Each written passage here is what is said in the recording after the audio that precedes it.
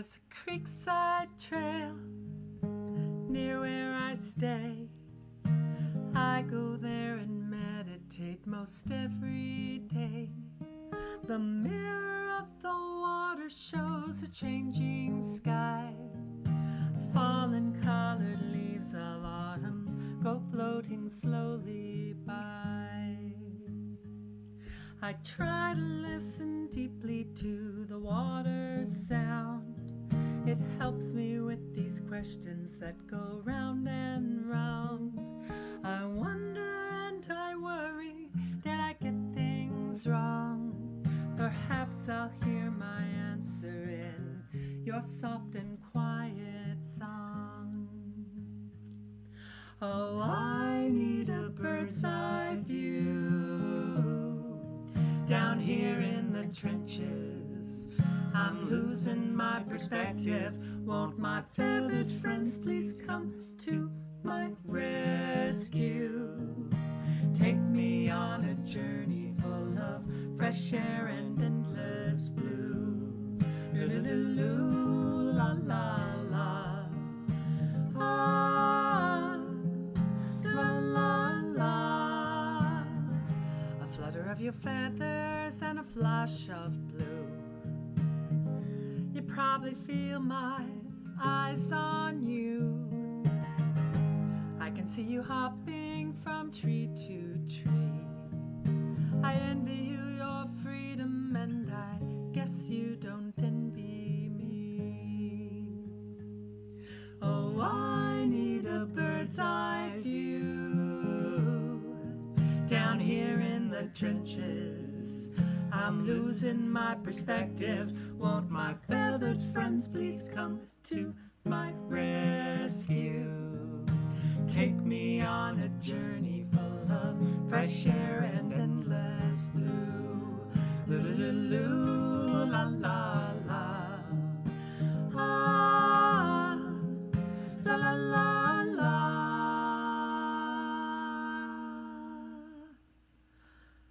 When you've landed in the branches of your favorite tree, you're singing with your family while the sun goes down. I'm hoping you will sing a little prayer for me and send it with the sunset as it circles the world around. Loo-loo-loo, la la la. Oh, I need a bird's eye view down here in the trenches. I'm losing my perspective. Won't my feathered friends please come to my rescue? Take me on a journey full of fresh air and endless blue.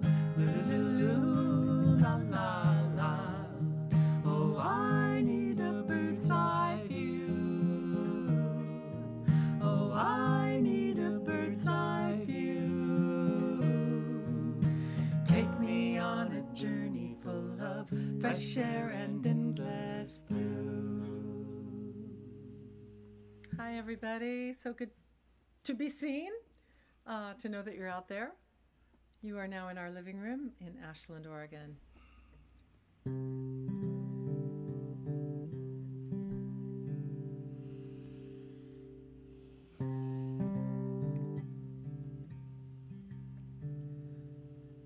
I'm walking around in a ghost town, keeping my 6 feet of distance between me and you. You're walking too. I look past the shops to the mountains and the treetops like arrows pointing to the sky's shining hue. That's the only way I'm gonna beat these blues. I'm living in a valley, I'm living in a bubble, I'm living in my head.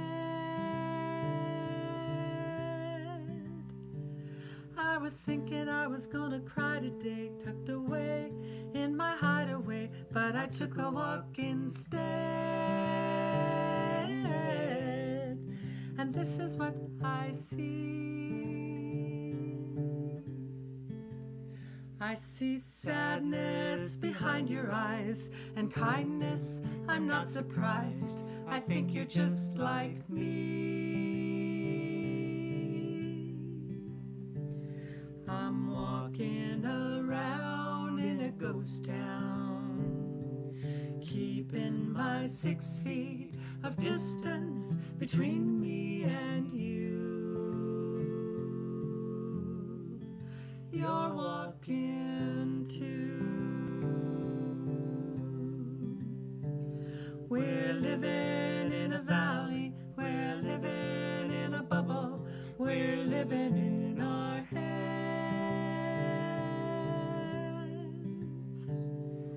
The world feels like it's burning now, but maybe it'll finally teach us how we really want to live.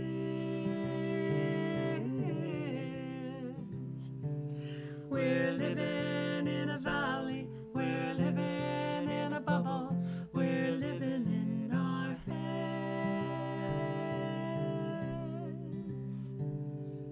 We're living in chaotic times, everyone can see the signs. We gotta learn to live inside our hearts instead.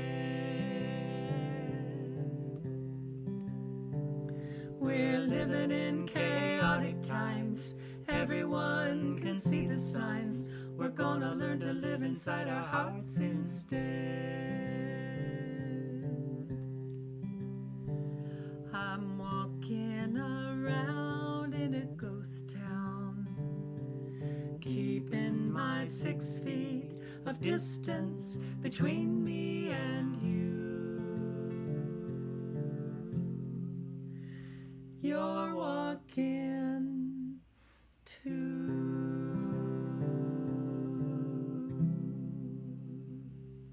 3, 4.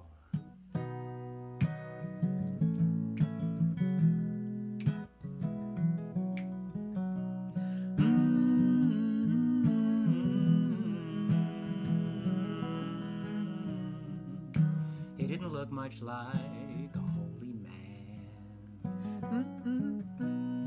I hadn't known him very long. Something in his eyes told me he'd seen it all.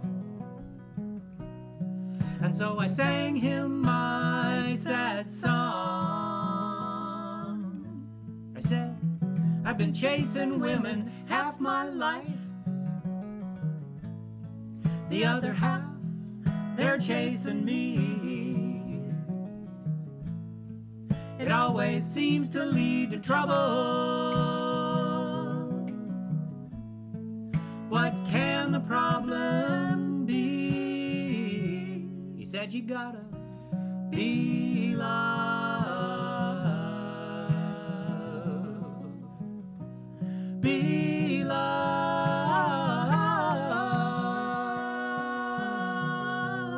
Be loved. Be loved. And let the world come to you. Be loved. And let the world come to you.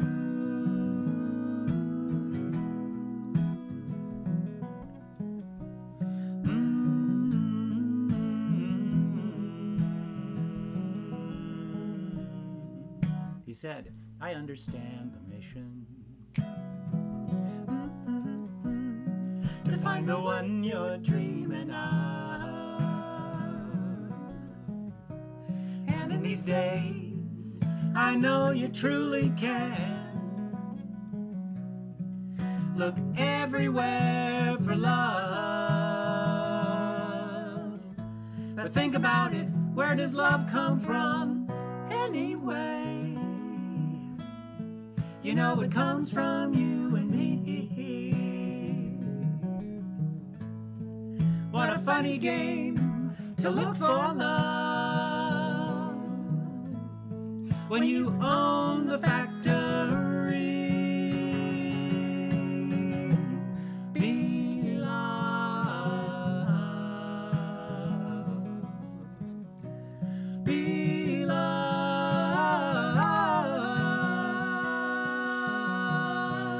Be loved. Be loved. And let the world come to you. Be loved. And let the world come to you.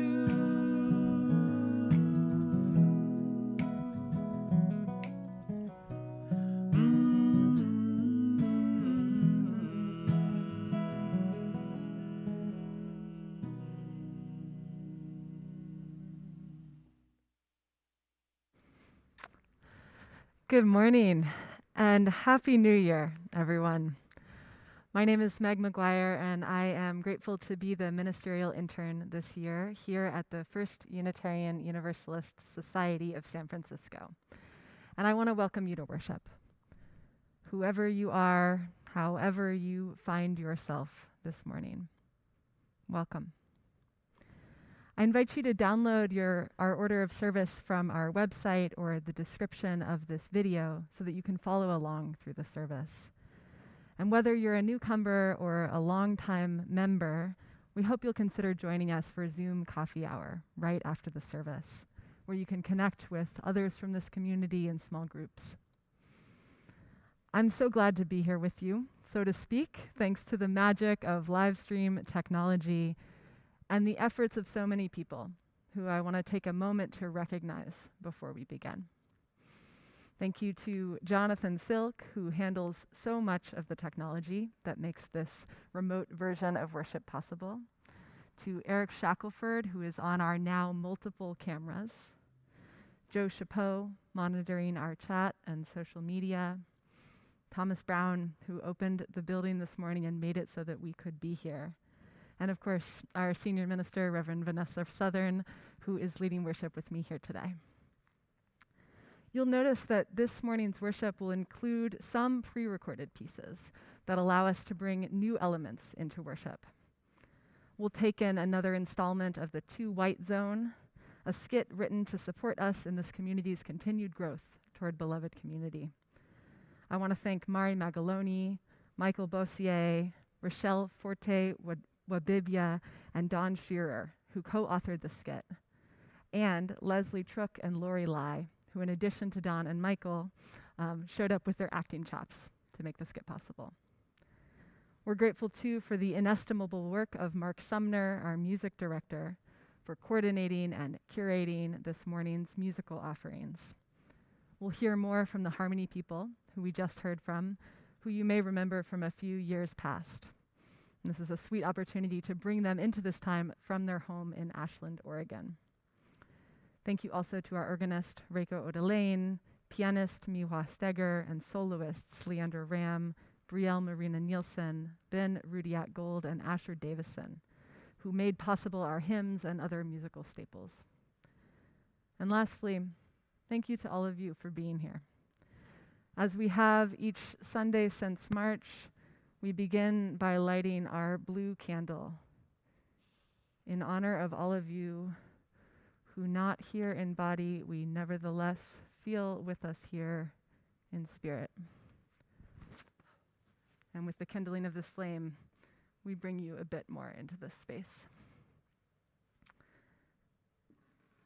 As we enter into worship together, I want to offer you these words from the Reverend Gretchen Haley. There is nothing you need to bring with you to be welcome here. No right beliefs or proof of citizenship, no eternal optimism or clarity of conviction, no boundless courage or endless expertise.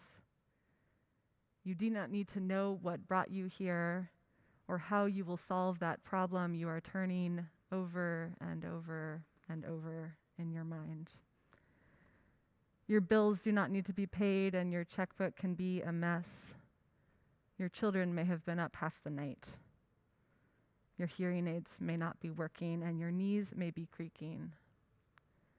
You do not need to be already perfect or even halfway to belong in this circle where grace meets us where we are, but does not leave us as it found us, where love resides in each of us, yet is somehow more than all, where life still pulses and rages and heals and transforms, creating us and this day anew once again. Come, let us worship together. Please join me in our first hymn, number 347, Gather the Spirit.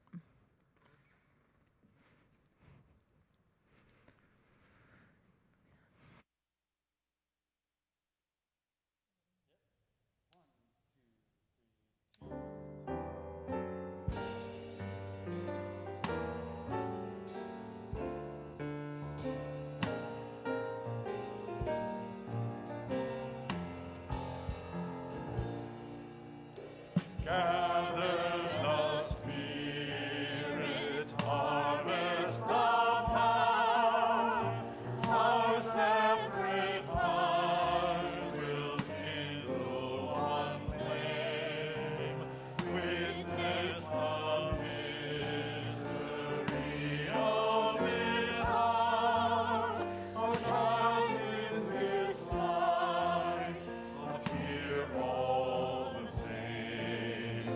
Gather in peace, gather in thanks, gather in sympathy now and then.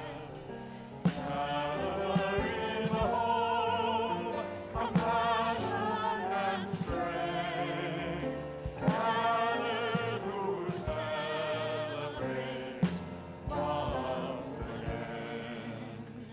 Gather the Spirit of heart and mind, seeds for the sowing are laid in store, nurturing love and conscience refined, with body and spirit united once more.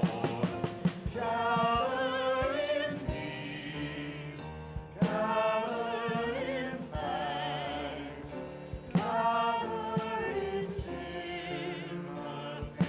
now and then. Gather in hope, compassion and strength, gather to celebrate once again.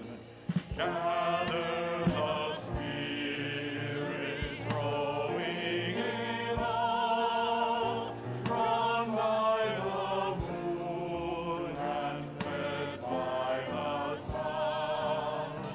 Winter to spring and summers to fall, the chorus of life resounding as one.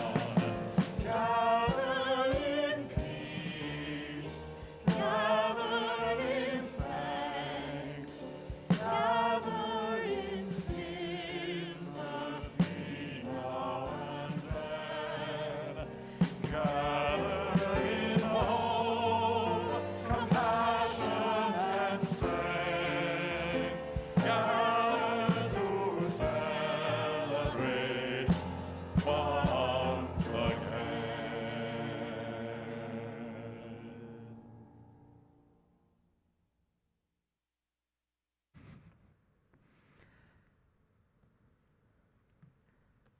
In kindling our chalice each week, we rest in a tiny ritual, one that connects us back through time, connects us to others in this community, and connects us to Unitarian Universalists around the world.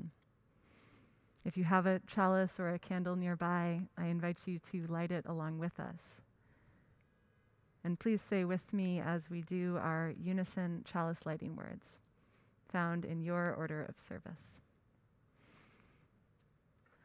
We light this chalice for the light of truth, the warmth of love, and the fire of commitment.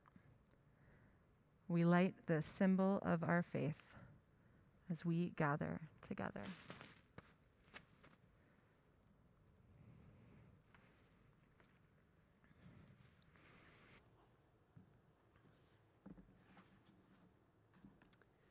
Good morning, everybody. I'm Vanessa Southern. I'm the senior minister here at the First Unitarian Universalist Society of San Francisco. Happy New Year, everybody. We made it. Those of us who thought we might not, with good reason. The last year just passed certainly has been a rough one. So if you are joining us today, congratulations on making it too, and congratulations to us on having you with us this morning. As Meg pointed out earlier, you can follow along with the order of service that you're able to download. In the description to this live stream, there will be a place to link to it. If you are receiving our weekly email with the weekly and the monthly newsletter, you will also get a link to the order of service each week and to this live stream video.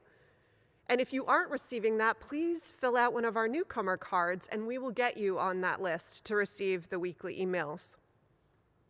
The order of service is also great to have at hand because it lists a whole bunch of upcoming events and opportunities, ways that we can connect, ways that we can deepen throughout this time, like in all times, but with different ways to do so, including, as Meg also mentioned, our Zoom coffee hour, which happens right after service and is a chance to meet in small breakout rooms with 4, at most maybe 5 people.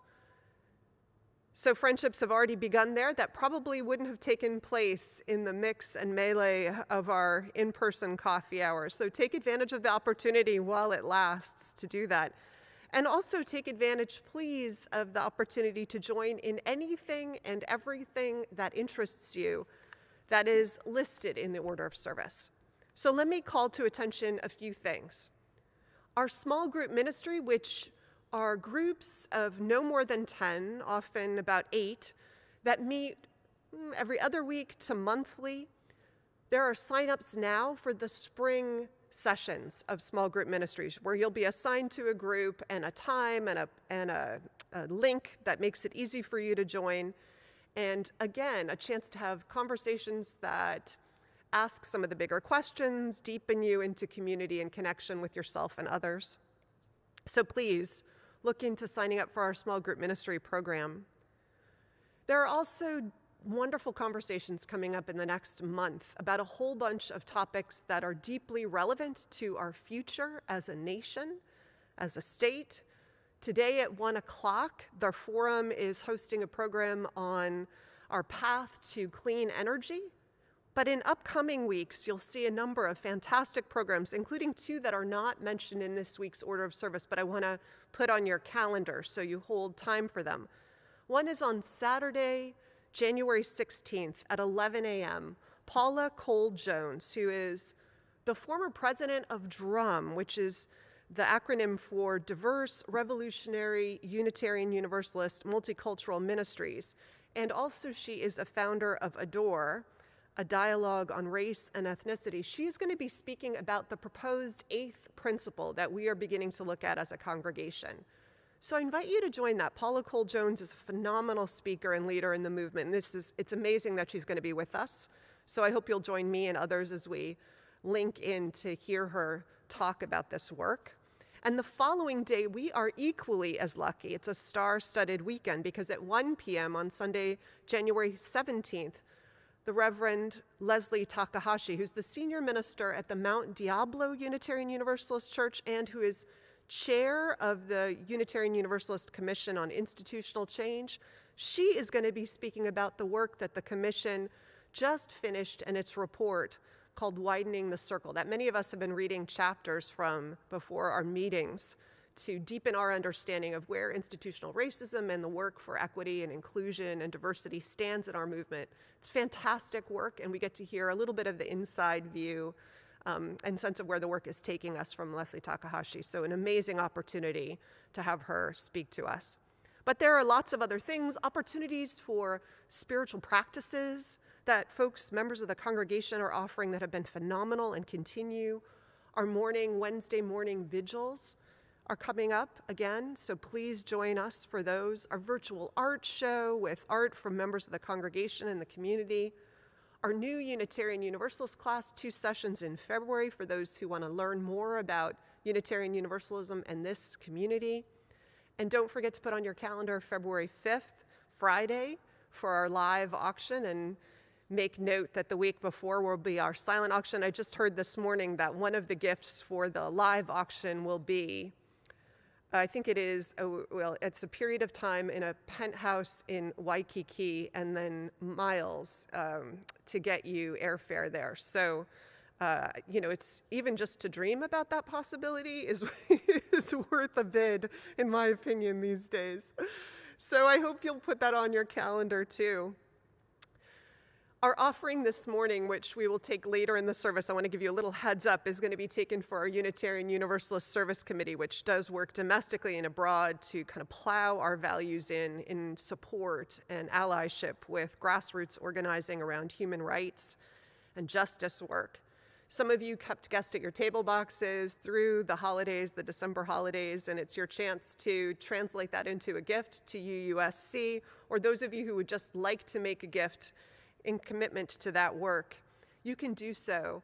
You can do so either by, when you go to donate, noting the special offering button, clicking that, and you can therefore designate your donation for the Unitarian Universalist Service Committee, or those of you who want to become a member of that group can go straight to UUSC, UU Service Committee, UUSC.org, and join and become a member and support the work that way.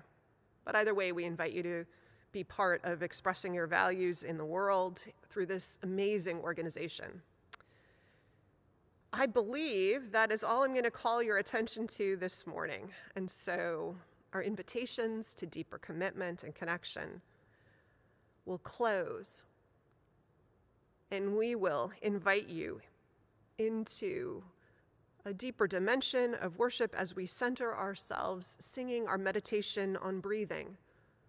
The words are in your order of service, but if you're new to this congregation and its worship service, we invite you to just listen to the music.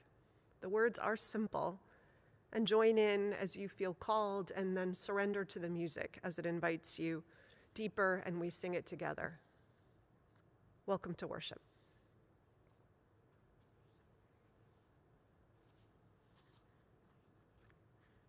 When I breathe in, I'll breathe in peace. When I breathe out, I'll breathe out love. When I breathe in, I'll breathe in peace. When I breathe out, I'll breathe out love. When I breathe in, I'll breathe in peace. When I breathe out,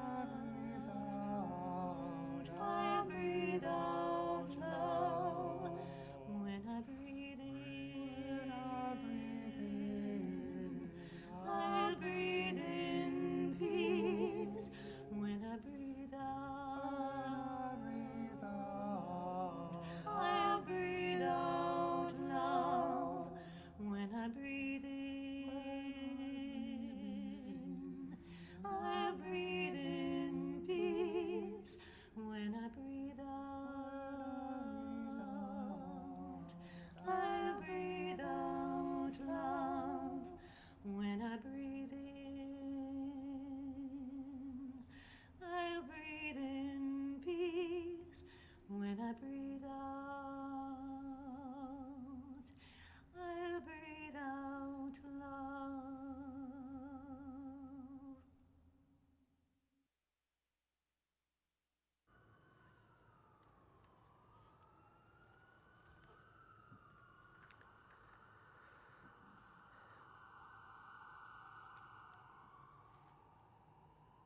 I invite you to turn in your order of service to the words of our covenant, which we will say together, and then follow by join me in singing our doxology. Let's say the words of our covenant together. Love is the spirit of this church, and service is its prayer. This is our great covenant, to dwell together in peace, to seek the truth in freedom, and to help one another.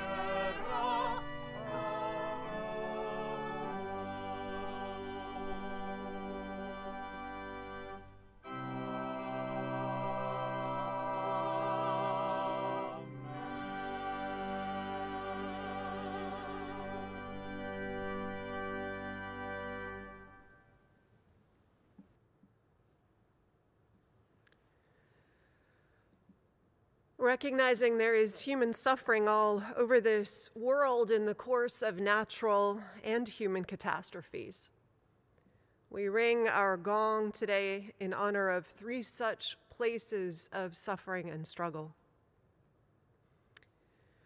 We ring our gong first, as we have since July of 2019, for those lives held and those lives lost in federal custody in our detention camps, for the mounting trauma to children separated from their families, for all people held without charges in less than transparent or humane circumstances, in this repeat of some of the most shameful chapters in our nation's and our world's history of xenophobia, racism, and greed. We ring our gong 7 times for this week of days for which we bear responsibility as citizens for this violation of human dignity, these wrongs done in our name. We ring our gong additionally once for the losses this week to COVID-19. This last week, 57,810 people died of the virus globally. A staggering 17,209 in the United States alone. We hold in our hearts all of these losses. Each one of those people precious, worthy of love, health, and safety. And we hold in our hearts all who continue to risk their lives to provide essential services, those who suffer from the loss of jobs, whose lives are especially vulnerable to the disease, and all whose isolation and struggle through grief and loneliness is harder the longer this pandemic continues.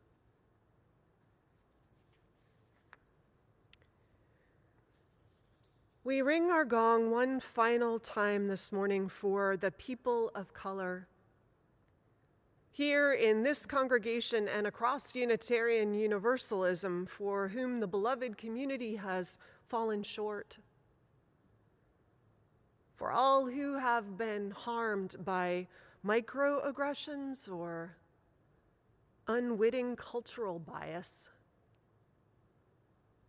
for all those who have borne the brunt of persistent institutional inequity and the sticky habits of white supremacy culture, for the too many beloveds who have left, and for those who stay courageously and generously despite it all. May these stories, known and unknown, invite us to collectively do better. May we together move a little closer to the radical invitation of our faith and the promise of beloved community.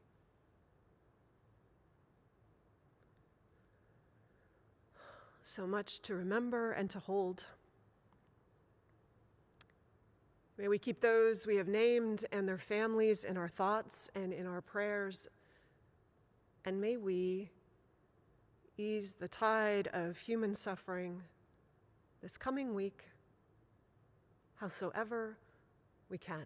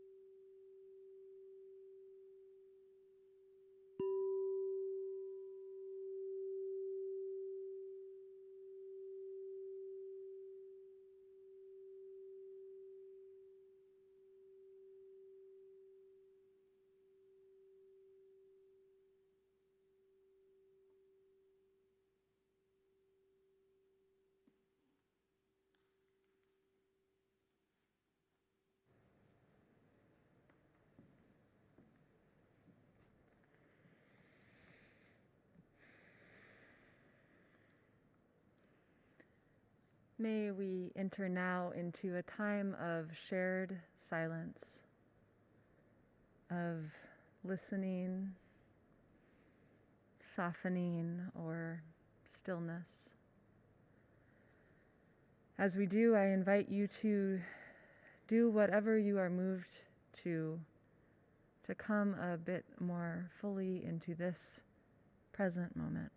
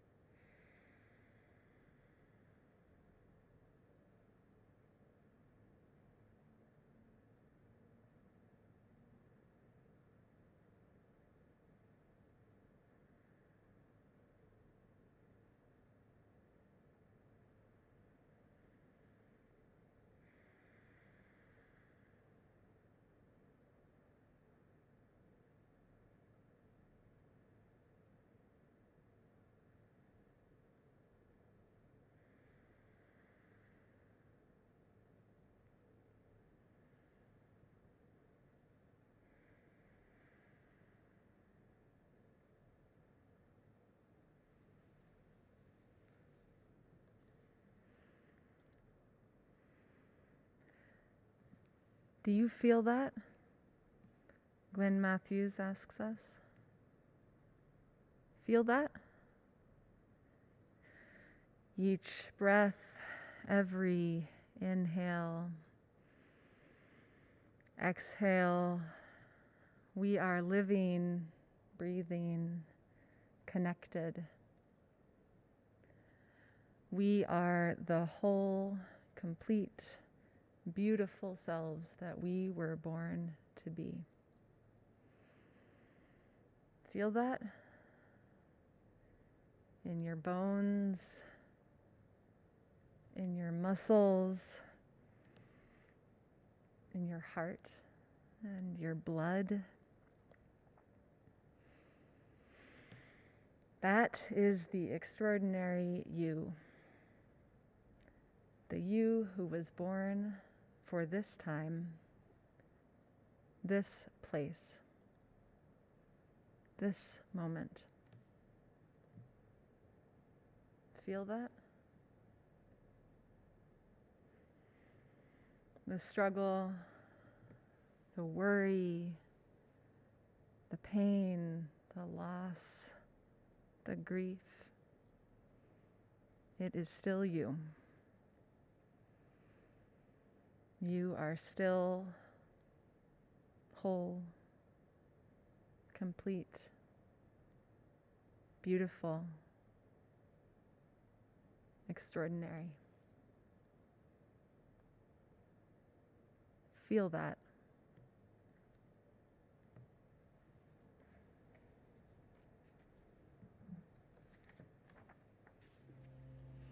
Out beyond ideas of wrongdoing, and right doing, there is a field. there is a field. I will meet you there.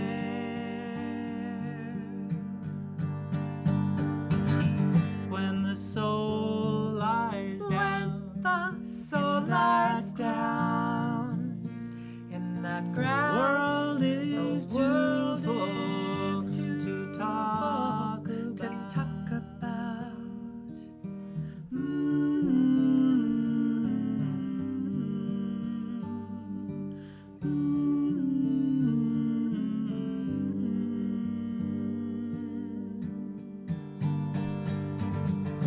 Ring the bell that you can ring.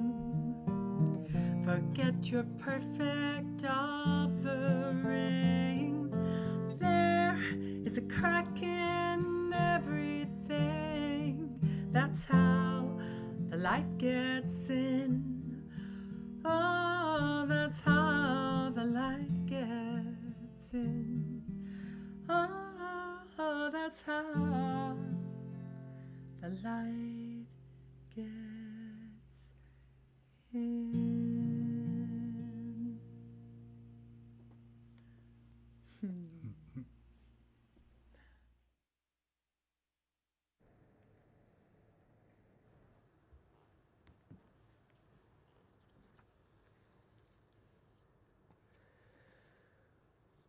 So one of our pre-recorded opportunities this morning is a skit, part of a series that's come out of the creative genius and desire for transformation that we've expressed as a congregation in our goal of wholeness, of dismantling white supremacy, of supporting equity and inclusion, and starting here in our community with us, in the work of building beloved community from the inside out.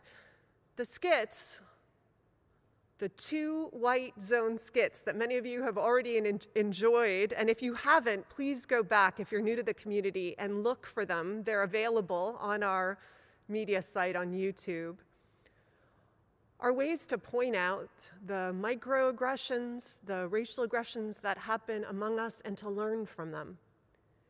And so in that spirit, thanks to the creative team that Meg thanked in her opening this morning, we would like to invite you to join us for the next installation in the world we call the 2 white zone.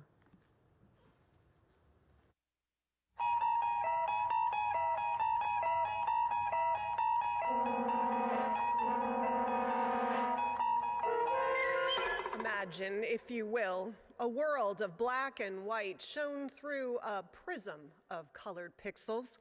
A world where outreach is limited by a two-dimensional Zoom screen. Imagine a virtual holiday meeting where all well-intentioned actors whose parts have been assigned to them at birth unconsciously perform from scripts written hundreds of years ago. You have received an invitation to enter the Zoom room in another dimension called the two-white zone.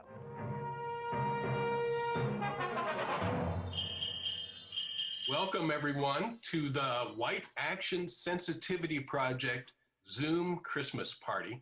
I would like to start this party with a roll call.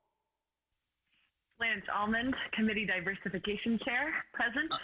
Russell Stover, Community Outreach, here. Debbie Snack Cake, Book Club Facilitator, present. Kim Nihei, actually I bumped into Blanche at Safeway and she invited me to the party. Thanks for having me. And I hear Russell sings a beautiful rendition of Silent Night. I can't wait to hear it. That's right. Welcome, Right. Kim. Welcome, everyone. All my life. And I am Joe Mayo, president of the project. Now, before we begin the meeting, I would like to go over some rules. If you feel that you or a member of this committee has been microaggressed against, your proper response is tap the ouch in the chat space. If you have committed the microaggression, you may respond with a whoops. Since the whoops ouch method has already been in place for 3 meetings and no one has actually used it yet, I'm going to invite Kim to help keep us on our toes when we forget. Thanks. What? Oh no, I'm not interested in that. I'm just here for the party. Oh, now don't worry. You'll be great at it. Oh, I'm not worried. And why would I be great at it? Because I'm the only person of color here? I'm not okay with that. I'd like to go on the record and cast the first whoops. What for? I'm sure I'll say something microaggressive at this meeting. I always do. You know what? She really does. Yeah. That's true. Okay, then I'd like to say something. If this is a Christmas party, isn't it a microaggression to anyone who doesn't celebrate Christmas? Oh, good point. Who here doesn't celebrate Christmas? I love Christmas. Me too. You know, Christmas is really the only holiday I celebrate, to be honest. Well, Then I move that we click the whoops for anybody who doesn't celebrate Christmas and isn't here. Whoops. Whoops. Boy, I love this whoops thing. Sure makes it easy to get rid of microaggressions. whoa. I didn't want to say anything. I mean, wait a minute. This can't be right. Do any of you know what a microaggression is? Oh, I do. A microaggression is a statement, action, or incident regarded as an instance of indirect, subtle, or unintentional discrimination against any members of a marginalized group, such as racial or ethnic minorities. You know, the only reason she knows that is because she only picks books for the book club that she's already read. Whoops. Why did you whoops that particular comment? Well, I might have offended someone who hadn't read the book. Ouch. Yeah, I haven't read it. Ouch. I ordered it on Amazon, but I don't have Prime, so I didn't get it yet. Oh man, I own a hard copy and a paperback version. I guess that makes me entitled. Whoops. Wait a minute, everybody. Hold on. I don't want to be in a position to say anything, but and I know this is your party, but come on. Isn't your sensitivity project supposed to be focused on dismantling white supremacy and not focused on your white-centered discomfort about white-centered topics? I mean, I don't have Amazon Prime. Really? And what does that have to do with Black, Indigenous, and people of color communities? And for heaven's sakes, you can't commit a racial microaggression against another white person, and you can't just whoops because you feel guilt about not having an ouch. Yeah. Oh, yeah. Yeah, Other you're right. people. Fair enough. Right. Hey, everyone, why don't we take a moment to refocus by giving examples of microaggressions we have personally committed? Okay. Oh, that's a great idea. Thanks. Okay, I'll go first. I told my friend's girlfriend, Maria, that she spoke good English and that she was really smart because I assumed that she spoke 2 languages. It turns out she's from Chicago and she speaks only English. Whoops. I mean, I guess she's not that smart. Am I right? Yeah. All right, I'll go next. 2 Black people entered the church at the same time, and I welcomed them as husband and wife. Turns out they'd never met. But whoops. But come on. I mean, what are the odds? Yeah, that's true. That's true. Makes sense. You think that's bad? I refer to COVID-19 as the China flu. Oops. Give me a break. Everyone says it anyway. Everyone says it. Who in the world do you hang out with? Oop, double whoops. Well, I guess that leaves me for last. Here's what I did. I met someone who had a defund the police button at a BLM rally, and I told her about the time a really nice policeman helped me find my dog. Whoops. But he was really nice, and what was I supposed to do? Lie. That's illegal. Right. Of law. It's a lot, Do that. I can't believe what I'm hearing. You can't just say a microaggression, apologize, and then attempt to justify it. Get serious and put yourselves in the shoes of people at the receiving end of your racial abuse. Put the focus where it belongs and sit with your discomfort. Until you do that, you will never truly be allies in dismantling white supremacy. Yeah. Oh, wow, Kim, you're right. People of color can't wait forever for us to take our education on matters of race seriously. I read that over time, being at the receiving end of microaggressions and systemic racism causes real harm. Yeah, I read that too. Harm including lower life expectancy, depression, anxiety, and trauma. Whoa, I'm very uncomfortable with that. Those effects are much worse than any discomfort we may feel as we do our work. We need to remember we're not the victims. Words matter, folks, and actions have consequences. I don't feel so good. I'm out of here. Whoops. Oh, who are we kidding? Microaggressions can't be swept away with an ouch or a whoops. Here we are claiming to be white allies, and we hurt our friend. We need to fix this. Yeah. I'm going to call Kim to apologize.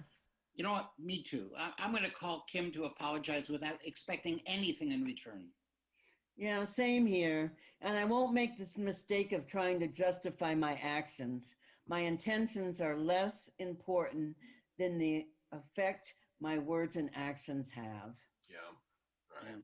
Yeah. Absolutely. Sorry we didn't get the message before we heard our friend Kim. I'm not much in a mood for a Christmas party anymore. Wait, I'm still not clear. I thought we weren't supposed to say Christmas. Whoops. Whoops. Right. Whoops. Ouch. Whoops. Whoops. Any last order of business? Yeah, about our name. Has anyone noticed what the acronym for White Action Sensitivity Project spells? Oh, wow. Whoops. Of course, it is not enough to just offer up verbal emojis like whoops and ouch in response to microaggressions, because that kind of simple response carries the possibility of formularizing and trivializing the responses to real trauma and causing additional trauma in doing so. Each unique incident of injury must be dealt with quickly and in a complete, but not re-traumatizing way, based on the specific incident. If you feel you have aggressed, pause and simply state the mistake that you think you made and the possible negative impact it might have had, regardless of your intention. Apologize.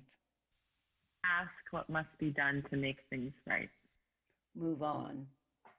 Let's move forward together in our shared journey, with each of us doing the necessary work of developing our individual understanding and ability to disrupt microaggressions. You can start your educational process by picking up a book like White Fragility by Robin DiAngelo. We'd also like to invite you to join us in dismantling white supremacy within our congregation by joining a Journey to Wholeness or a White Ally meeting. Information can be found in the flame and in the order of service.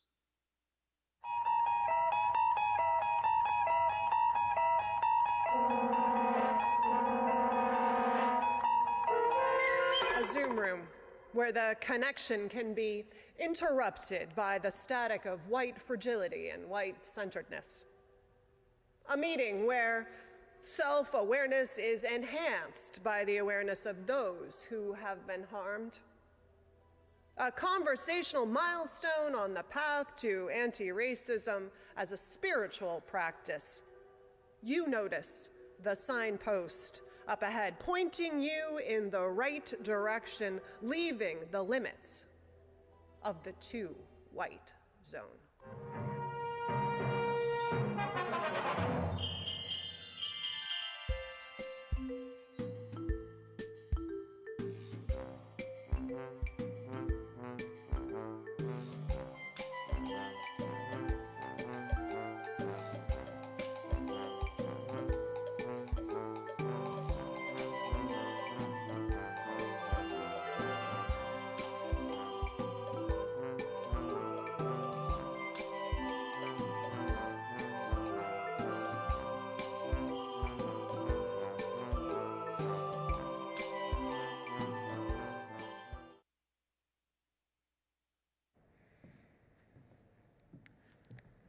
As Vanessa mentioned earlier, our offering this morning will go to the Unitarian Universalist Service Committee, or UUSC.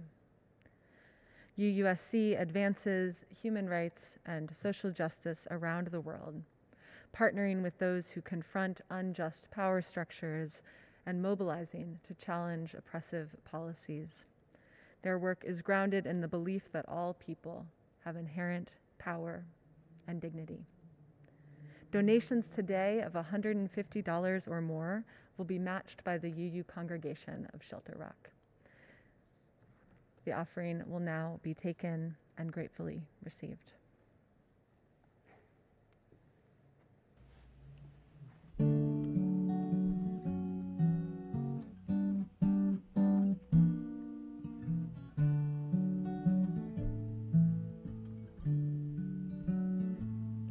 In the still of the night, in the world's ancient light, where wisdom grows up in strife, my bewildering brain toils in vain through the darkness on the pathways of life.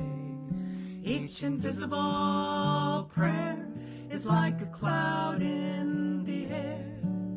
Tomorrow keeps turning around. We live and we die, we know not why, but I'll be with you when the deal goes down. We eat and we drink, we feel and we think. Far down the street we stray. I laugh and I cry, and I'm haunted by things I never meant nor wanted to say.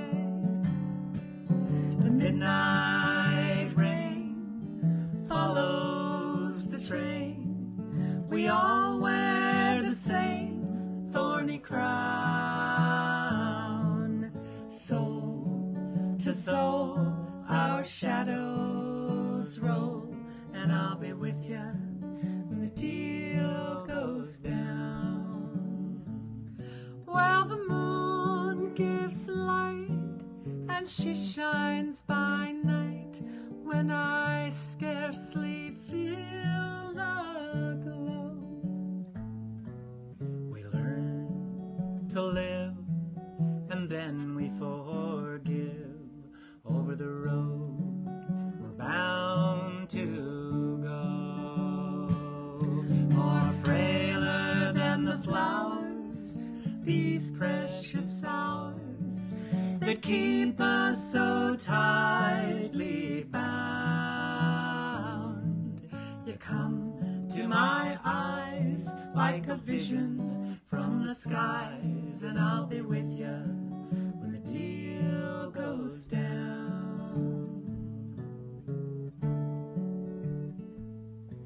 Well, I picked up a rose and it poked through my clothes. I followed the winding stream. I heard the deafening noise, and I felt transient joys. I know they're not what they seem. In this earthly domain, full of disappointment and pain, you'll never see me frown. I owe my heart to you, and that's saying it's true. And I'll be with you when the deal goes down. I owe my heart to you, and that's saying it's true. And I'll be with you when the deal goes down. And I'll be with you when the deal goes down.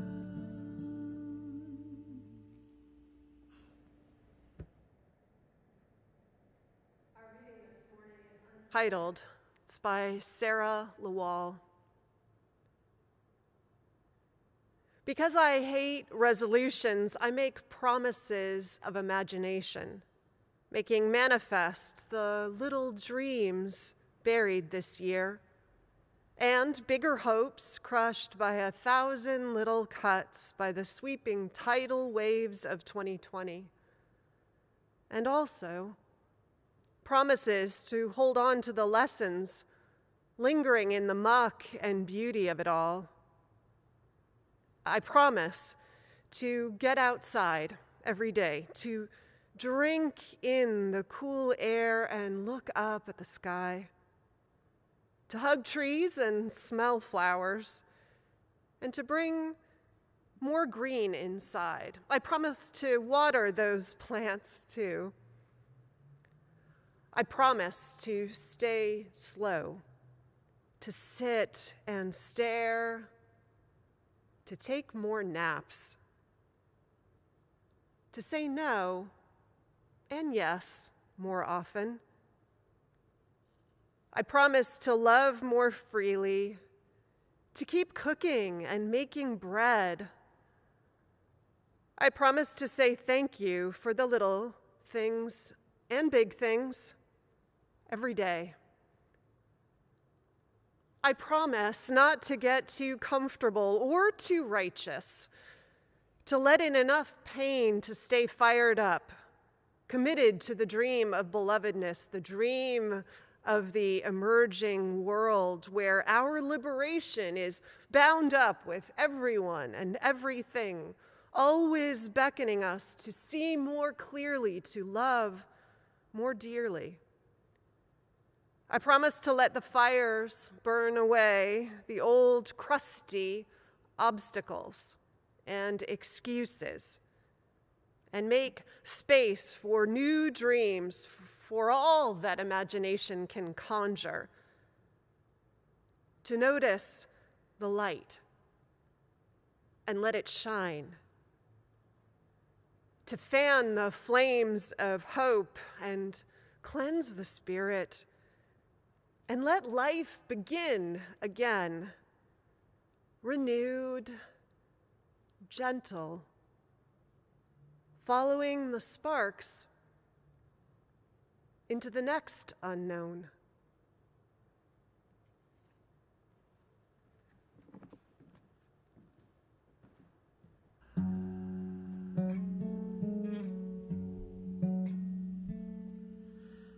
Om Shanti, Om Shanti, Shanti Om.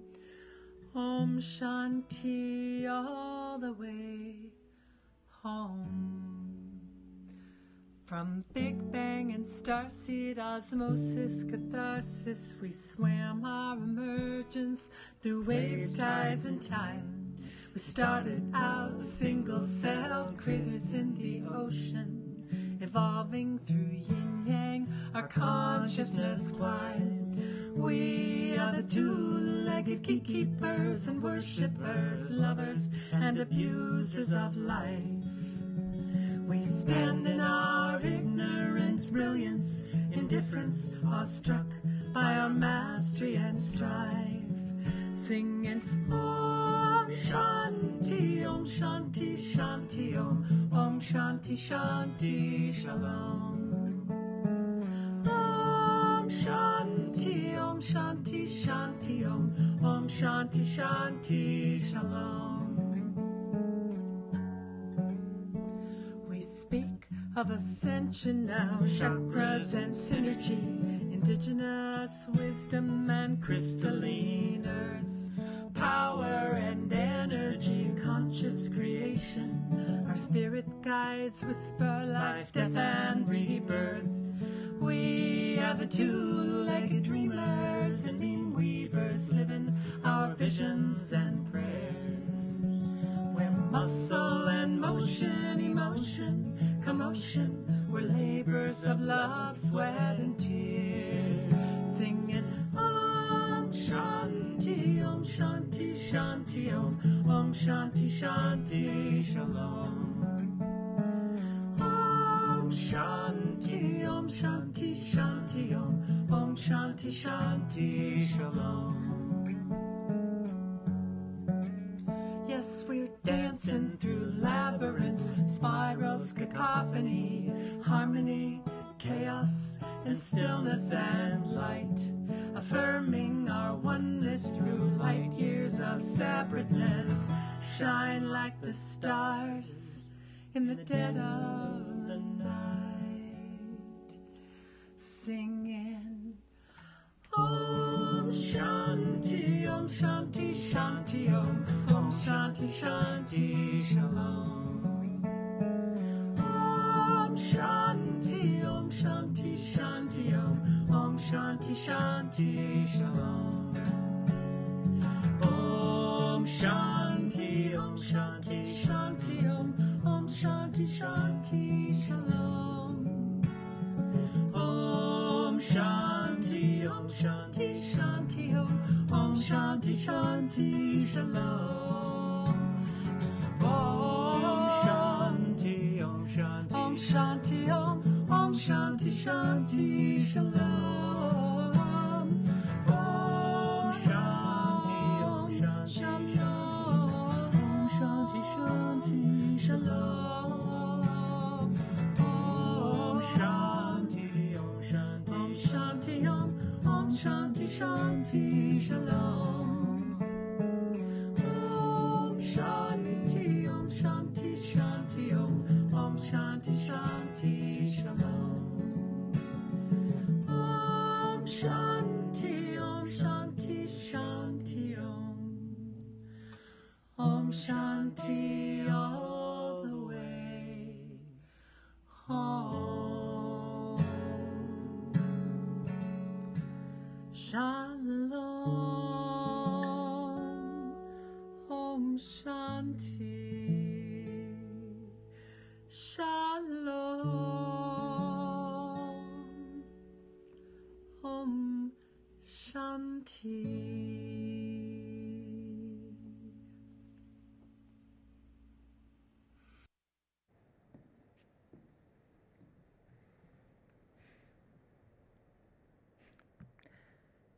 It happened quickly. Do you remember? Barely a week into shelter in place here in Northern California, and the internet was abuzz with aspirations. Photos of newly organized closets and deep cleaned freezers, how-tos for your quarantine diet, your home gym setup, or your next elaborate crafting project. Stores sold out of yeast as seemingly everyone took up bread baking. Dumbbells and yoga mats, too, were suddenly in short supply. It was, it seemed, the perfect time to learn a new language, write that novel, get in the best shape of your life, or finally get your files in order. On some level, the trend was a testament to the resilience of the human spirit, to the drive toward self-improvement, even under challenging circumstances. It was beautiful to see the fruits of creativity and energy channeled a little bit differently than usual. Even awash in uncertainty and instability, it seemed there were still possibilities everywhere for growth and improvement. The motivation for these efforts, I'm sure, was as unique as each of us. For some, the slowing of productivity needed a counterbalance, inspiring a doubling of effort in other areas. For some, these projects were a necessary coping mechanism in the face of anxiety or grief. But part of it, I think, was an exaggerated version of the same phenomenon that emerges each year in the form of New Year's resolutions. And just beneath the enthusiasm and the energy, there was an unsettling undercurrent of insufficiency. "Become a better you before the pandemic ends. Now is the time," shouted a headline in April. 10 ways to improve yourself in quarantine, offered another. The moment was encouraging a kind of relentless scrutiny of every aspect of our lives, shining a kind of floodlight on the ways that our bodies, our homes, our hobbies, our relationships were falling short. The frenzy of self-improvement buzzing around the collective emphasized a fundamental not enoughness, even in a time of collective disruption, even with so many still working, still parenting, still getting by, all while coping with harder circumstances than ever. For some, the realities of being an essential worker, a caregiver, a human, in such a time meant that such aspirations weren't an option to begin with. But that pressure was there, nevertheless. Even for those for whom they were, the evolution of these aspirations was telling. Like the classic arc of a New Year's resolution, it wasn't long before the activities and intentions from early in shelter-in-place began to fall by the wayside. The sourdough starters abandoned along with the aspirations, making room for another layer of self-criticism for not having done enough. Beholding ourselves through a lens of insufficiency can always drum up more imperfections, can't it? Criticism begets more criticism. But does it always support growth? In the seminal essay, Poetry is Not a Luxury, womanist theorist, poet, and activist Audre Lorde describes this scrutiny as the quality of light by which we perceive ourselves. The quality of light through which we scrutinize our lives, she writes, has direct bearing upon the product which we live.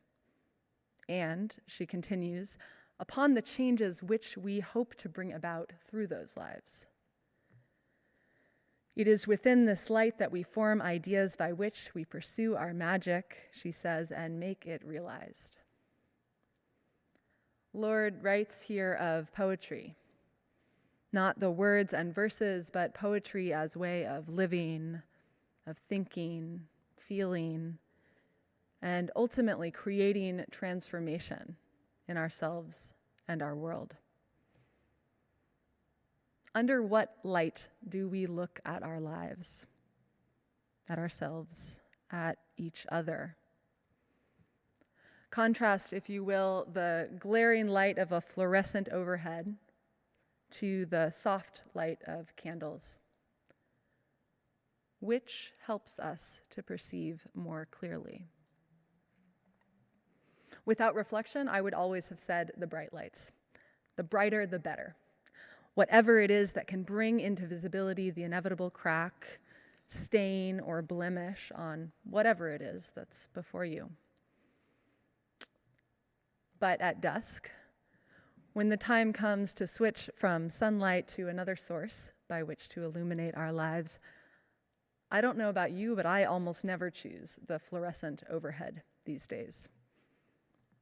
This winter, as the days grew shorter, with more time than ever at home, as the pandemic wore on and the losses piled up around us, I began lighting candles, not just for ritual, but for living, for cooking, for reading, even for sitting on Zoom.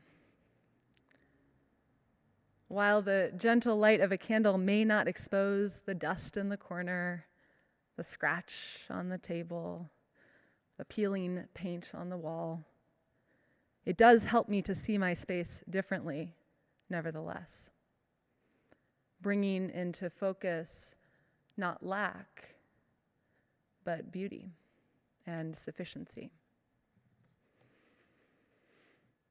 Of course, bright lights have their value too. I'm not proposing that we live our lives by candlelight. Bringing visibility to those dust bunnies does matter sometimes, and sometimes what needs to be brought to light is more insidious than dust. Especially in the face of injustice, the scrutiny of criticism plays an essential role. It allows us to expose things that need to be exposed, to call out and disrupt microaggressions, bias, supremacy, and harm in our communities and in the world. As healer and movement facilitator Adrienne Marie Brown writes, critiques ideally help us grow collectively. Critiques are part of how we sharpen one another. As Unitarian Universalists, critique and critical thinking are dearly held values, part of the responsible practice of our fourth principle, our commitment toward the free and responsible search for truth and meaning. We are, after all, heretics on both sides of our family, Reverend Leslie Takahashi reminded us in her 2019 Berry Street essay, Truth, Trauma, and Transformation.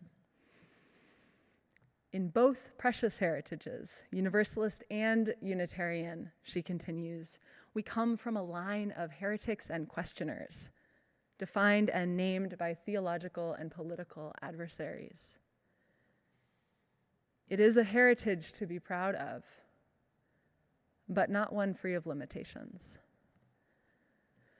Takahashi and the authors of the Commission on Institutional Change report, Widening the Circle of Concern, point out that an unintended consequence of our emphasis on individual discernment and scrutiny through reason and critical thinking has been the over-centering of the discerning individual at the expense of what binds us together.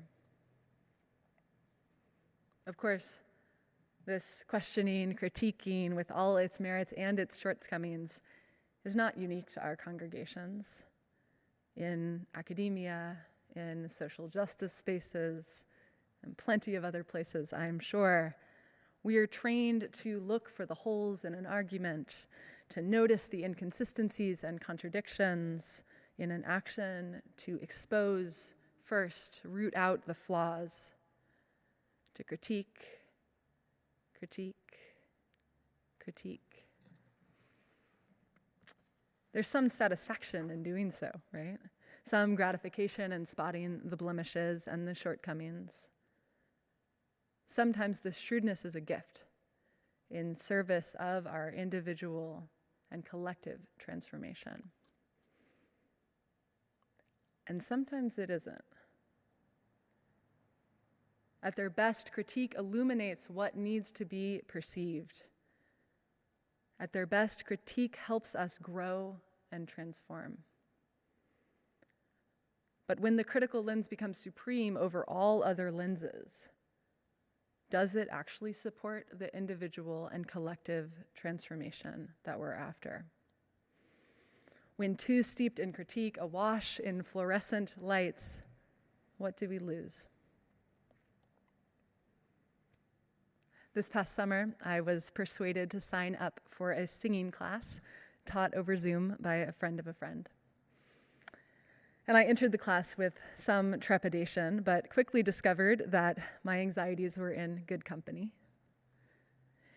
In our first session, the instructor invited us to share our singing autobiographies, a brief sketch of how our relationship with song and with our voices had evolved throughout our lives.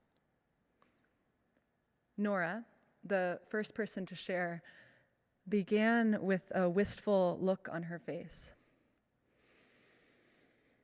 As a child, she started, I was always singing. Singing while walking, while playing, while taking a bath, even while eating. I loved singing, she said. But at some point, something happened. It might have been when my older brother made fun of me for being off key, for missing that high note. Suddenly, that was all I could hear. I stopped singing in public, and then eventually I stopped singing at all. Nearly 30 years passed, she said, before Nora realized how much she missed music in her life, signed up for that singing class, and began to reclaim her voice. The next person shared, and then the next. And in so many of the stories, there was a moment where internal or external critics managed to convince each person that they weren't good enough to sing, even for fun. Sometimes, like in Nora's story, it was a passing comment from a family member, a friend, or a music teacher. Sometimes it was just one's own inner critic that stifled their song. More often, the two were interrelated. Under the harsh light of a critical lens, tender, vulnerable things can wither and get washed out. Julia Cameron, the author of The Artist's Way, argues that experiences like Nora's, like nearly everyone in that singing class, are all too commonplace. It might not be singing. It might not even be something that we would typically classify as creative. But all of us, she says, have an underlying, indwelling creative force within us. However, that creative force is often blocked in part by a tendency to criticize ourselves mercilessly. We are victims, she says, of our own internalized perfectionist, a nasty internal and eternal critic who resides in our brain and keeps up a constant stream of subversive remarks, often disguised as truth. Our internal critics are often shaped by external critics. While often pointed first and foremost at ourselves, these critics also participate in the scrutiny of others. They are formed by and they form the culture of critique that can be the water we swim in. Between the internal and the external, it is a veritable barrage. A barrage that encourages the kind of frantic self-improvement efforts that we were surrounded by this past spring. One that can stymie creativity, growth, and transformation, not just in our individual lives, but in our collective life too. In Emergent Strategy, Shaping Change, Changing Worlds, Adrienne Marie Brown reflects on the impact of critique in social justice movement spaces. She writes, "We have a way of doing things that is so steeped in critique that I have often wondered if we would strangle social justice movement before it could blossom."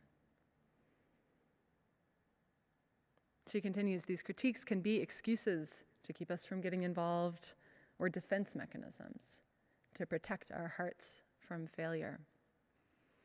By itself, critique can shield us from responsibility of actually having to figure out solutions. Sometimes," she concludes, "I think we need to liberate ourselves from critique, both internal and external, to truly give change a chance." How can we create the conditions so that individual and collective transformation that we yearn for can blossom? How can we give ourselves and one another the grace to grow, to explore, and even to mess up as we move forward together? We have hard work to do, world-making work toward our collective wholeness that requires transformation of ourselves and transformation of each other. This is work that requires rigor and scrutiny and sometimes bright lights, and also work that requires compassion and softness toward ourselves and each other. As Unitarian Universalists, part of what we covenant to do together is encourage one another to growth. Reverend Erica Hewitt reminds us that encourage means to hearten, to impart strength and confidence.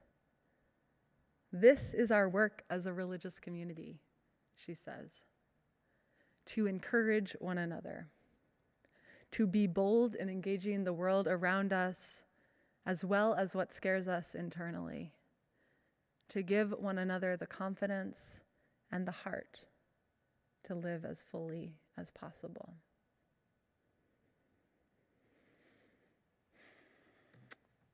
Though it may have struggled to be heard over the clamor and din of pandemic self-improvement, there was another set of voices in those early months too. A quiet rebuttal.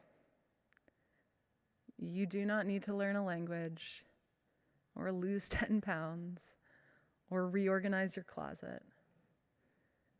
Even for those of us who are not bearing the brunt of this pandemic, the toll from stress and grief in this time is enormous. This is a time to be gentle with ourselves and gentle with each other. As we enter into this 10th month of pandemic, this message is more important than ever. But there's a version that's timeless too. As Nadia Bolz-Weber offers each year to her people, there is no resolution that if you kept will make you more worthy of love. You as your actual self, not some made-up ideal self, are already worthy. I hope that each of us can take that in. I hope that as we enter into this new year, we can behold ourselves and each other with some gentleness. I hope that we can keep our sharpness and our softness in equal measure. I hope that we can ground in our wholeness in service of the unfolding transformation of ourselves and our world. May it be so.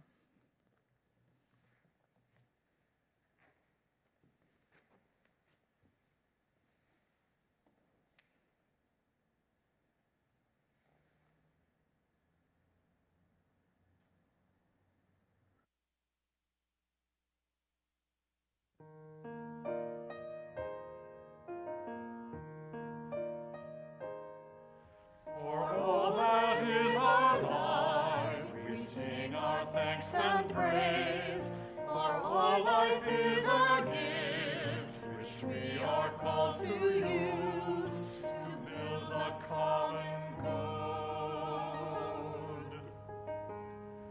and make our own days glad.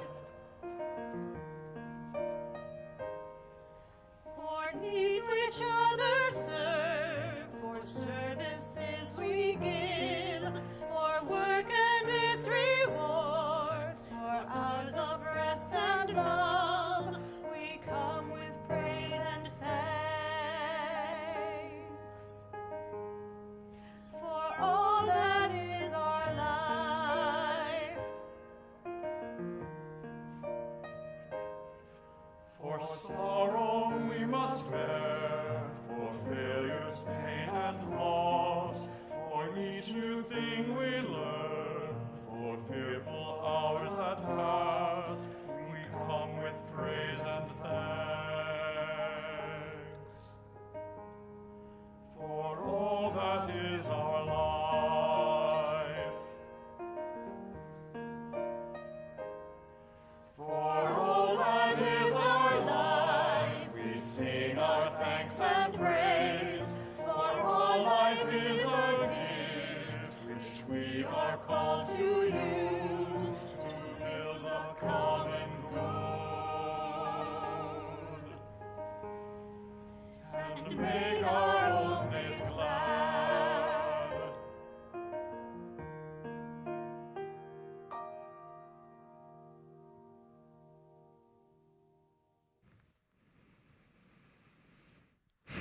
Thank you all for being here with us this morning.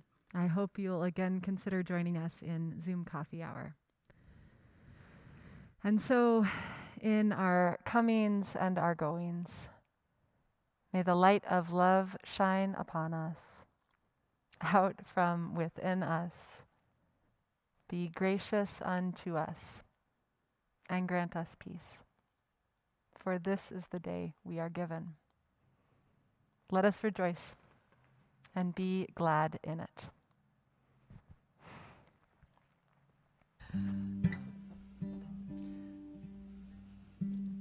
the next song we've prepared for you is called Dance Like Children.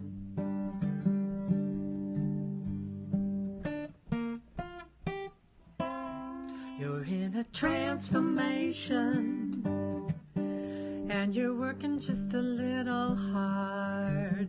Send your ego on vacation, 'cause it's earned a little R&R. You know what I mean?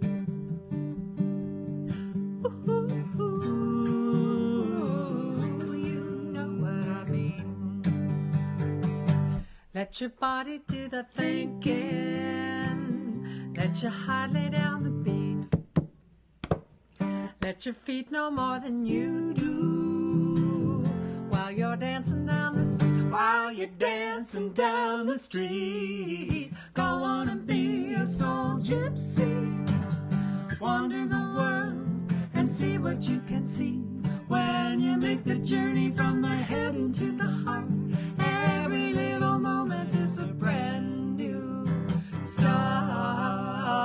I am spirit, you are spirit. Dance the spirit, dance, dance like children. I am spirit, you are spirit.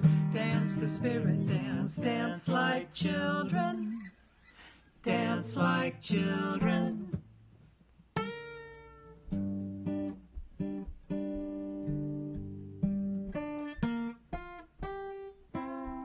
You're in the yoga of connection. Communication is the real art. You can see your own reflection in the mirror of another's heart. You know what I mean? Yes, you do. You know what I mean. Feel the motion of the up and down. Feel the stillness of the in and down. Hear the rhythm of the cosmos. Feel the spirit in the ground. Feel the a spirit in the ground. Go on and be a soul gypsy. Wander the world and be what you can be. When you make the journey from the head into the heart, every little moment is a brand new start. I am spirit, you are spirit. Dance the spirit dance, dance like children. I am spirit, you are spirit. Dance the spirit dance, dance like children. Dance like children. Sing it. I am spirit, you are spirit. Dance the spirit dance, dance like children. I am spirit, you are spirit. Dance the spirit dance, dance like children. Dance like children.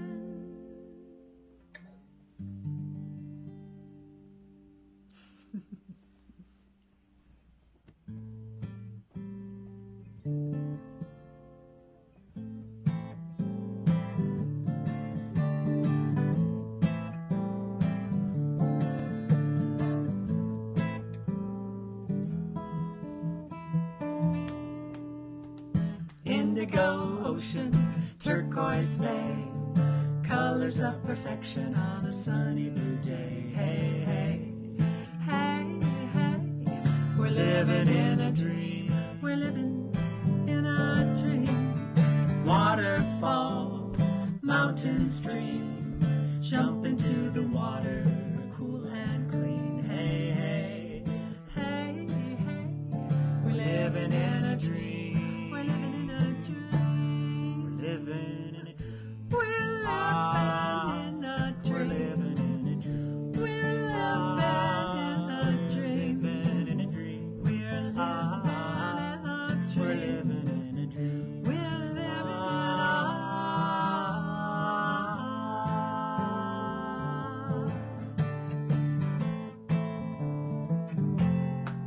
Do you dream in color when you sleep at night? The colors are even more beautiful in the day's clear light. There must be 1,000 shades of green. It's all more vivid when we're sharing the dream. We're living in a dream. Ah, we're living in a dream. Ah, we're living in a dream. Ah, we're living in a dream. Ah.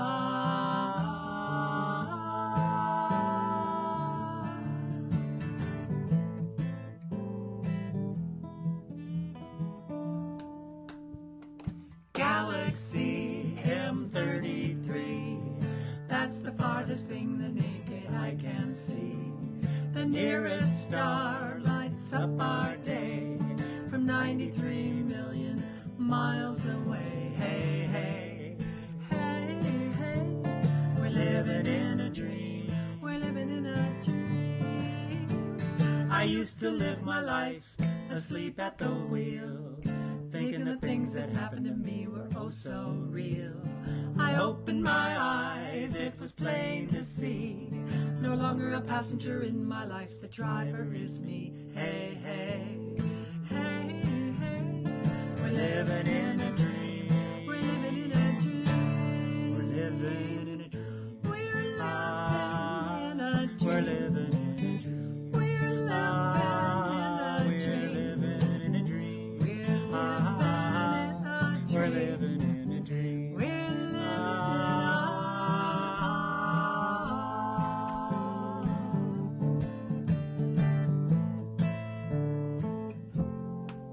We are the dreamers, the dreaming that dreamed. Everything in life is so much simpler than it seemed. Humble and human, humble and human. We rise from the dirt, the children of the children of the children of the earth. Living in a dream. Ah, we're living in a dream. Ah, we're living in a dream. Ah, we're living in a dream. Ah.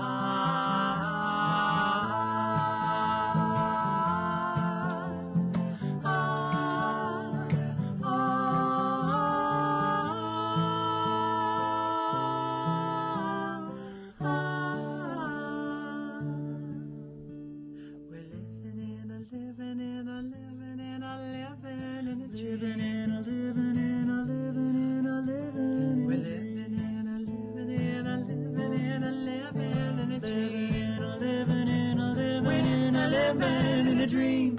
Ah.